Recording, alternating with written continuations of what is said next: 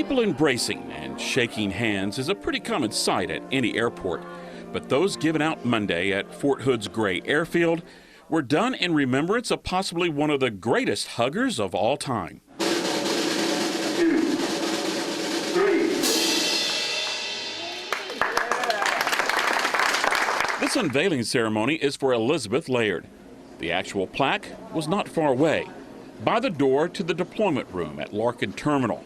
It's where Elizabeth Laird became known as the Hug Lady.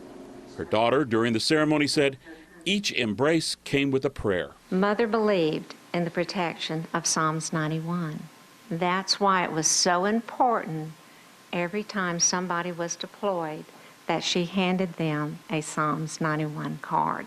Commanding General Robert White said the small woman had a big impact.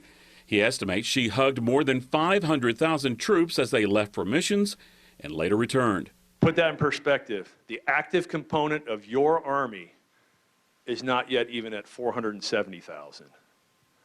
She hugged the entire Army over the 12 years that she was doing this. Elizabeth Laird started hugging soldiers back in 2003. At the time, she was a volunteer with the Salvation Army. She never missed a flight and gave out hugs until her death in 2015. Some of those who got one returned Monday and explained why such a simple act is so special.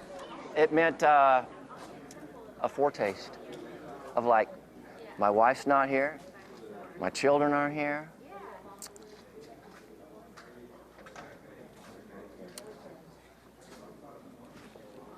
But God's presence is here.